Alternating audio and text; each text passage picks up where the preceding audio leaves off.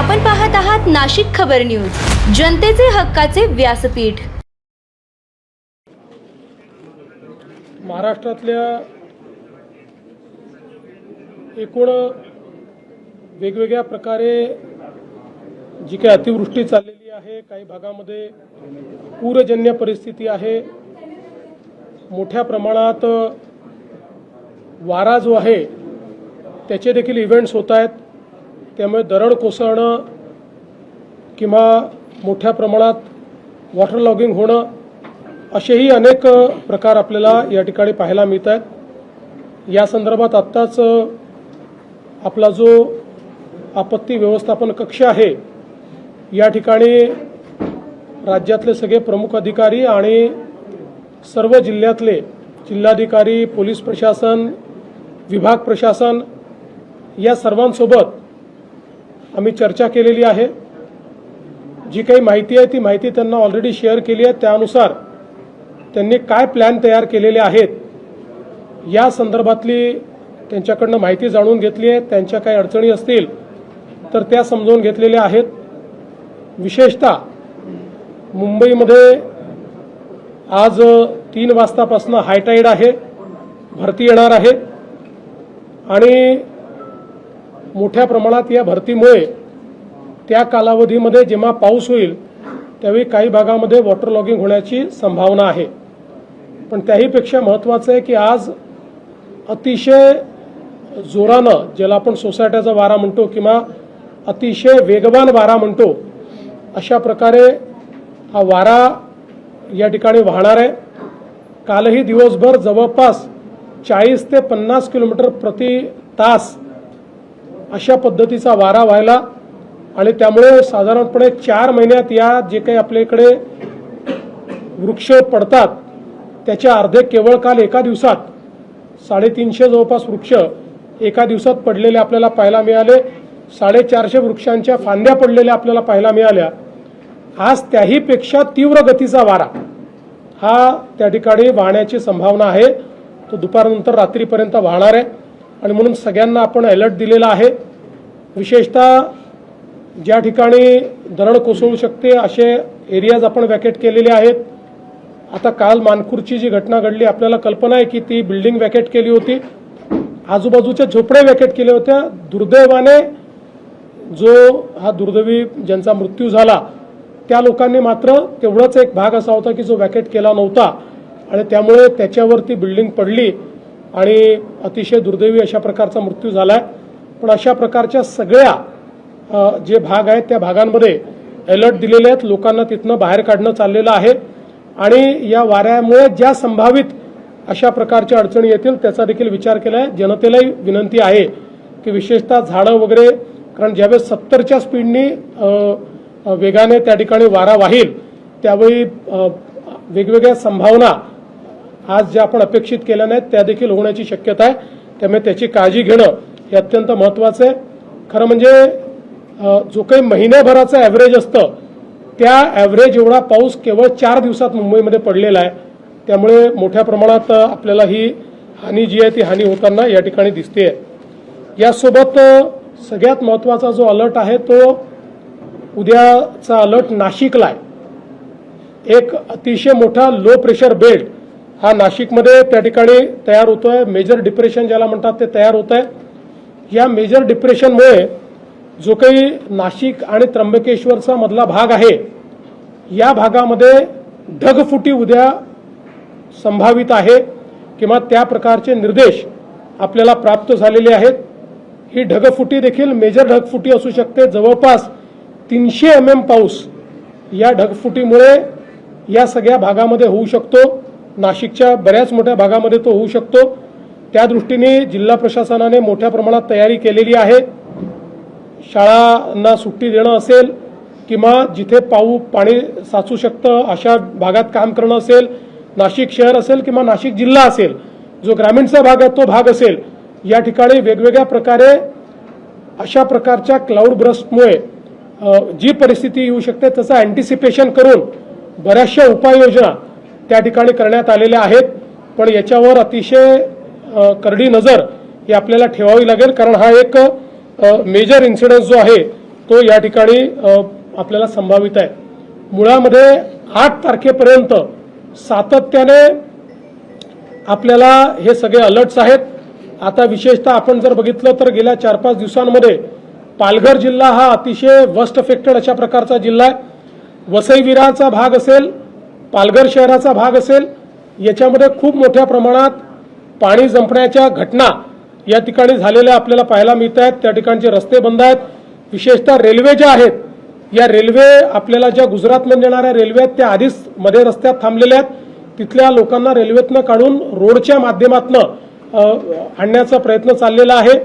जो अहमदाबाद मुंबई नवीन त्या ठिकाणी हायवे आहे, त्या ठिकाणी काही भागांमध्ये मोठ्या प्रमाणात काम चालू असल्यामुळे पाणी साठलेलं आपल्याला पाहायला मिळतंय आणि तिथे रस्ता बंद झालेला आहे. तोही रस्ता रिकामा करण्याचं काम हे चाललेलं आहे. पालघर जिल्ह्यामध्ये 4:30 वाजता त्या ठिकाणी पुन्हा भरती आहे. पाऊस आता थांबलाय पण पुन्हा तो पाऊस सुरू होणार आहे. त्यामुळे हा जो भरतीचा इव्हेंट आहे हा देखील आपल्याला अतिशय त्याच्यावर नजर ठेवावी लागेल, कारण त्यामुळे पुन्हा पाणी साठण्याच्या घटना या त्या भागामध्ये मोठ्या प्रमाणात होताना दिसू शकतील. रायगडमध्ये खूप मोठ्या प्रमाणात पाऊस आहे. रायगडचा सगळा आपल्या पश्चिमी घाटाच्या भागामध्ये मोठ्या प्रमाणात पाऊस आहे. आपल्याला कल्पना आहे की कालही महाबळेश्वरचा भाग असेल, लोणावळ्याचा सगळा भाग असेल, या भागामध्ये प्रचंड मोठा पाऊस म्हणजे ॲव्हरेजपेक्षा कितीतरी पट जास्त पाऊस हा आपल्याला झालेला पाहायला मिळाला. सावित्री नदीने धोक्याची पातळी ओलांडली आहे, पण सुदैवाने त्याचं डिसिल्टिंग झाल्यामुळे धोक्याची पातळी ओलांडल्यानंतरही अजून शहरांमध्ये पाणी शिरलेलं नाही किंवा ते आपण थांबवू शकलेलो आहोत. पण अजूनही त्याच्याकडे लक्ष आहे. काही नद्यांनी जवळपास 4 ज्या महत्त्वाच्या नद्या आहेत त्या 4 नद्यांनी धोक्याची पातळी ओलांडली आहे. त्यामुळे त्यातनं ज्या काही अडचणी आहेत त्या दूर करण्याच्या दृष्टीने मोठ्या प्रमाणात त्याच्याकडे लक्ष देणं हे चाललेलं आहे. आपल्याला कल्पना आहे की मुंबई गोवा हायवे जो आहे याच्यावर कशेडीला एक फार मोठा लँडस्लाईड त्या ठिकाणी काल रात्री झाला. जवळपास एक डोंगरच पूर्ण कोसळून तो खाली आला. पण आता तो सगळा मलबा जो आहे तो काढण्याचं काम चाललेलं आहे. आणि एकूण या अनप्रेसिडेंटेड अशा प्रकारच्या पावसामुळे आणि या सगळ्या परिस्थितीमुळे एकूण या हायवेवर 8 ठिकाणी अनपेक्षित अशा प्रकारच्या लँडस्लाईड झालेल्या आहेत. पण आता जवळजवळ सगळं क्लिअर करणं चाललेलं आहे. आता हायवे कसा सुरू करता येईल किंवा पूर्ण क्षमतेने कसा तो करता येईल याकडे एक मेजर लक्ष देणं चाललं आहे. मुंबई पुणे जो आपला आहे त्याच्यावर तर आपल्याला कल्पना आहेच. त्याही ठिकाणी मोठ्या प्रमाणात म्हणजे जवळपास 100 टन मलबा हा त्या ठिकाणी इतक्या मोठ्या प्रमाणात लँडस्लाईड झालेला आहे. आणि अशा भागात झाला आहे की ज्या ठिकाणी साधारणपणे यापूर्वी कधी होत नाही अशा भागामध्ये हा लँडस्लाईड झालेला आपल्याला पाहायला मिळतोय. त्याच्यातलं जवळपास 70 टन मलबा हा काढून टाकण्यात आलेला आहे. आता पुण्याकडे जायचा जो मार्ग आहे त्याच्यावर 3 लेन सुरू आहेत, पण मुंबईकडे यायच्या मार्गावर एकच लेन चाललेली आहे. पण पुढच्या 1.5 तासामध्ये यातला बराचसा पार्ट रिस्टोर करायचा अशा पद्धतीनं काम चाललेलं आहे. शिवेंद्रराजे आपले जे मिनिस्टर आहेत ते देखील त्या ठिकाणी गेलेले आहेत आणि सगळ्या टीम ज्या आहेत त्या अत्यंत वेगानं त्या ठिकाणी काम करतायत. साताऱ्याचा जर आपण विचार केला तर साताऱ्यामध्ये घाटाच्या भागामध्ये आणि विशेषतः जो काही पश्चिमी घाट आहे त्या भागामध्ये मोठ्या प्रमाणात अतिवृष्टी झालेली आहे. तिथेही जे काही त्या ठिकाणी काळजी घ्यायची ती घेतली गेली आहे. कोल्हापूरमध्येही आता हळूहळू धोक्याच्या पातळीकडे त्या ठिकाणी पाण्याची वाटचाल चाललेली आहे. अजूनही लो लाईंग एरियाजमध्ये मोठ्या प्रमाणात पाणी शिरलेलं नाही, तिथे आपण लक्ष ठेवून आहोत आणि तिथे पुराचा धोका जो आहे तो होऊ नये अशा पद्धतीनं तिथला देखील प्रयत्न जो आहे तो चाललेला आहे. पालघर जिल्ह्यामध्ये एक छोटं धरण आहे, त्याच्यामध्ये काही भागामधनं त्या ठिकाणी त्याचं पिचिंग निघून गेलेलं आहे. त्यामुळे त्या धरणाला कदाचित धोका निर्माण होऊ शकतो, म्हणून तिथले जे खालची गावं आहेत तिथल्या काही लोकांना इव्हॅक्युएट करण्याचं काम चाललं आणि पॅरलली तिथे धोका निर्माण होऊ नये या दृष्टीनं जे काही इमर्जन्सी उपाय करता येतात ते उपाय दुरुस्तीचे ते करणं देखील मला असं वाटतं चाललेलं आहे. एकूणच 8 तारखेपर्यंत ही सगळी परिस्थिती जी आहे ही आपल्याला अत्यंत लक्ष देण्यासारखी आहे. वारी सुरू होते. वारीच्या निमित्तानेही खूप मोठ्या प्रमाणात अतिवृष्टीमुळे इंद्रायणीवरचे 4ही पूल जे आहेत हे पाण्याखाली चाललेले आहेत. त्यामुळे वारकऱ्यांना ही विनंती आहे आता वारी 10 तारखेला पुण्यात पोचते आळंदी आणि देहूवरनं, तर ती वारी तर आपण तिथे आणू, पण वारकऱ्यांनी आता तिथे न जाता पुण्यामध्येच आलं पाहिजे, कारण तिथे जाणं हे धोक्याचं आहे. त्यामुळे सगळ्या वारकऱ्यांना ही विनंती आहे की मोठ्या प्रमाणात देहू आणि आळंदीला जमा न होता त्यांनी जर पुण्यामध्ये ते आले तर अधिक सोयीचं होईल किंवा त्यातनं कुठलंही डिझास्टर होणार नाही. बाकी वारी करता ज्या काही व्यवस्था करायच्या आहेत त्या मोठ्या प्रमाणात केल्या आहेत. आता पावसाची परिस्थिती पाहून जास्तीत जास्त जर्मन हँगर्सच्या माध्यमातून वारकऱ्यांची व्यवस्था झाली पाहिजे आणि कुठेही त्रास होऊ नये या दृष्टीनं देखील जी काही व्यवस्था करायची ती राज्य शासनाने केलेली आहे. मला असं वाटतं की हे जे काही आपण अलर्ट्स सातत्याने या ठिकाणी देतो आहोत, ही आपली जी काही डिझास्टर मॅनेजमेंटची जी आपली इथला जो कक्ष आहे, हा कक्ष 24 तास या ठिकाणी काम करतोय. आपले ज्या सचिव आहेत, सचिव महोदय असतील, सगळी इथली टीम असेल, हे सातत्याने सगळ्या जिल्ह्यांची, सगळ्या विभागांची आणि अगदी गाव पातळीपर्यंतचे अलर्ट्स आपल्याकडे आहेत, ते गाव पातळीपर्यंत पोहोचवण्याचं काम हे या कक्षातनं होतंय. सोबत BMCचा कक्ष देखील त्याच पद्धतीनं काम करतो आहे. माझी सगळ्या नागरिकांना विनंती आहे की अनावश्यक प्रवास टाळावा. जो कालावधी सातत्याने आम्ही सांगतोय अति पावसाचा आहे किंवा जो कालावधी अधिक वेगानं धावणाऱ्या वाऱ्याचा आहे, त्या कालावधीत रस्त्यावर येणं टाळावं. अत्यावश्यक असल्याशिवाय लोकांनी त्या ठिकाणी अशा पद्धतीनं कम्युटेशन करू नये, अशा प्रकारची सर्वांना विनंती आहे.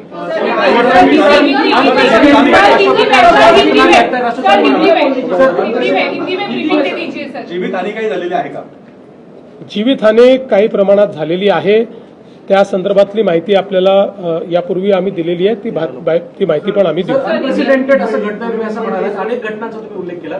मग केंद्राशी काही असं चर्चा किंवा काही आत्ता ती वेळ आलेली नाही. आत्ता पहिल्यांदा आपल्याला जसं आपल्याकडे आता NDRF आहे, आता उद्याच्या घटनांचा विचार करून किंवा 8 तारखेपर्यंतचा वल्नरेबल एरिया कुठला आहे त्याचा विचार करून NDRF त्या भागांमध्ये हलवण्यात आलेली आहे. आणि मग जिथे NDRF जिथनं हलवली आहे, जिथे आत्ता कदाचित थोडा त्याच्यापेक्षा कमी धोका वाटतोय, तिथेही धोका निर्माण होऊ नये म्हणून तिथे SDRF आपण नेमलेली आहे. त्यामुळे तशा पद्धतीचं डिप्लॉयमेंट, जे काही अलर्ट आहे त्या अलर्टवर बेस्ड अशा प्रकारचं डिप्लॉयमेंट आपल्या डिझास्टर मॅनेजमेंट कक्षाने केलेलं आहे. आत्ता तरी अतिरिक्त बोलवण्याची आवश्यकता नाही आहे. जी पथकं आहे त्याचीच रिडिप्लॉयमेंट आपण करतो आहोत. आत्ता जो काही वेदर डेटा आहे आणि जे काही अलर्ट्स आहेत त्याच्या आधारावर पुरेसं डिप्लॉयमेंट केलं आहे. शाळा महाविद्यालयांना सुट्टी देण्यात आलेली आहे. उद्याच्या संदर्भामध्ये आज काही अलर्ट उद्याच्या संदर्भात आज संध्याकाळपर्यंत आपण त्याचा निर्णय घेतो. आपल्याकडे संध्याकाळपर्यंत नीट डेटा येतो. आता आपल्याकडे लॉंग टर्म फोरकास्टचा डेटा आहेच, पण तो संध्याकाळपर्यंत आपण कोलेक्ट करतो आणि त्याच्या आधारावर तो निर्णय करतो. त्यामुळे तसा निर्णय हा संध्याकाळपर्यंत केला. प्रायव्हेट ऑफिसेसमध्ये वर्क फ्रॉम होम साठी आपण प्राधान्य द्यावं असं सरकारने जी काढलंय, पण अनेक प्रायव्हेट ऑफिसेस जे आहेत याला प्राधान्य देताना दिसत नाहीत आणि बरेच मला असं वाटतं की आपले जे काही कर्मचारी आहेत त्यांची जबाबदारी ही खाजगी कार्यालयांनी स्वीकारली पाहिजे.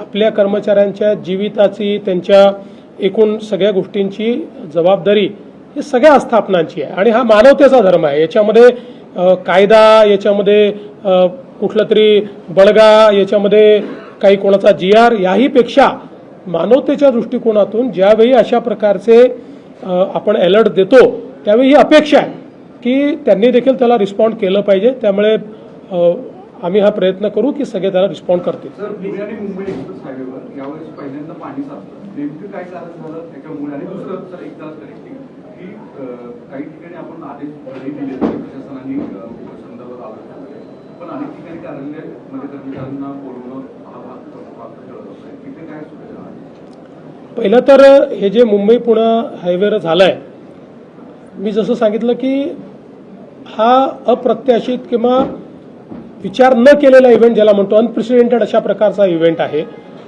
जवळपास त्या भागामध्ये जिथे हे लँडस्लाईड झाले त्या भागामध्ये ॲव्हरेजच्या 3 पट जास्त आणि अतिशय हाय इंटेन्सिटीने हा पाऊस झाला. त्याच्यामुळे साधारणपणे तिथे अशा दरडी कोसळण्याचे प्रकार कधी घडले नाहीत आणि विशेषतः मलबा येतोय. तो मलबा येत असल्यामुळे ही जी 4 व्हीलर छोटी वाहनं आहेत ही वाहनं त्याच्यात फसून राहिलेली आहेत. म्हणजे मी जसं सांगितलं 100 टन मलबा येणं हा एक म्हणजे आजपर्यंत न घडलेला इव्हेंट आहे, तो त्या ठिकाणी झालेला आहे. आणि जसं मी सांगितलं की अत्यावश्यक सेवा सोडून बाकीच्यांना आपण सुट्ट्या दिलेल्याच आहेत. कुठे जर कार्यालयात अशा प्रकारे बोलवण्यात येत असेल तर त्या संदर्भातली कारवाई आपण करू. सेंट्रल रेल्वे सर त्यांनी ऍक्टिव्ह, कारण की सेंट्रल रेल्वे फार मोठी नाही, त्यांनीही अतिशय वेगानं कारवाई चालू केलेली आहे. जवळपास मॅक्झिमम त्यांनी सेवा अबाधित राहील असा प्रयत्न केला, पण काही ठिकाणी अलर्ट्स यात आणि आता विशेषतः हाय टाईड म्हणजे भरतीचा जो भाग आहे त्यामुळे काही अलर्ट राहणं हे गरजेचं आहे. त्यावरून काँग्रेस टीका करते, ते म्हणतात की इन्फ्रामॅन स्टेट डिझास्टर मॅन असा हा प्रवास आहे का, कारण मोठ्या प्रमाणात कनेक्टिंग लिंक मध्ये भ्रष्टाचार झाल्याचे आरोप हर्षवर्धन सरकार करतात. बघा, अशा व्यक्तींना उत्तर दिलं पाहिजे की ज्यांना समजतं, ज्यांना केवळ टीका करायची आहे, ज्यांनी जीवनात काही केलं नाही, एक पूल बांधला नाही, ज्यांच्या पक्षाने महाराष्ट्राचा सत्यानाश केला, ते आम्हाला प्रश्न विचारतायत. मी एवढंच सांगतो, आजही आपण जाऊन बघा, इंजिनिअरिंग मार्वल असलेल्या या कनेक्टिंग लिंकमध्ये बोगदा असेल, वायाडक्ट असेल, इतक्या प्रचंड परिस्थितीमध्येही त्या ठिकाणी कुठलंही डिझास्टर झालेलं नाही आहे. जे झालेलं आहे ते समोरच्या भागात दरड कोसळल्यामुळे त्या ठिकाणी झालेलं आहे. ज्यांना भ्रष्टाचार करण्याची सवय होती त्यांना मनातनं त्या ठिकाणी असं वाटतंय की यांच्या काळात का होत नाही, आणि म्हणून ते बेछूट अशा प्रकारचे आरोप करतात. अशा आरोपांना मला असं वाटतं की त्या ठिकाणी दुर्लक्षित केलं पाहिजे. हां, हे निश्चित आहे की जर काही एखादी चूक झाली असेल तर ती ठीक केली पाहिजे, पण मला खरं म्हणजे या ठिकाणी वाटतं की ज्या इंजिनियर्सनी, म्हणजे मला पुन्हा सांगायचं आहे, हर्षवर्धन सपकाळांच्या पक्षाने 2013 साली 13 कारणं लिहून कनेक्टिंग लिंक होऊ शकत नाही असं 13 कारणं लिहून त्यांच्या मुख्यमंत्र्यांनी फाईल बंद केली होती. पण महायुतीच्या सरकारने ती हिम्मत दाखवली आणि ती कनेक्टिंग लिंक तैयार केली है। आज अभी हमने डिजास्टर मैनेजमेंट जो हमारा कक्ष है, इसमें पूरे महाराष्ट्र की एक जो परिस्थिति है उस परिस्थिति का अवलोकन किया है। विशेष रूप से मुंबई जैसे शहर में बहुत जोरों से बारिश हुई है। मुंबई में जो एक महीने का एवरेज है, करीब करीब उतनी बारिश केवल 4 दिन में हुई है। और जब इतनी बारिश होती है और हाई टाइड आता है तो ऐसे समय बहुत बड़े पैमाने पर मुंबई में डिजास्टर की परिस्थिति निर्माण होती है। फिर भी लगातार बीएमसी ने कार्य करके वाटर लॉगिंग ये ज़्यादा न रहे इस प्रकार का प्रयास किया है। मुंबई की मेट्रो ठीक से चल रही है, मुंबई की रेलवे भी काफ़ी हद तक ठीक से चल रही है, कुछ जगह डिस्ट्रप्शन उसमें है। मुंबई की बसेस भी काफ़ी हद तक ठीक से चल रही है। लेकिन कल मुंबई में बहुत बड़े पैमाने पर जो विंड जो है अनप्रेसिडेंटेड इस प्रकार से हवा चली है और इसकी इंटेंसिटी करीब 50 किलोमीटर प्रति घंटा, इतनी इंटेंसिटी के साथ ये हवाएं चली और उसके कारण मुंबई के मॉनसून में 4 महीनों में जो इस प्रकार से यहाँ का मॉनसून बहुत तगड़ा होता है, तो जितने झाड़ गिरते करीब करीब उसके 50% कल एक दिन में झाड़ गिरे हैं और 350 झाड़ गिरे और करीब 450 झाड़ों की अलग अलग प्रकार से उसके जो डंगाल है या बाकी सारी चीज़ें हैं वो नीचे आई है।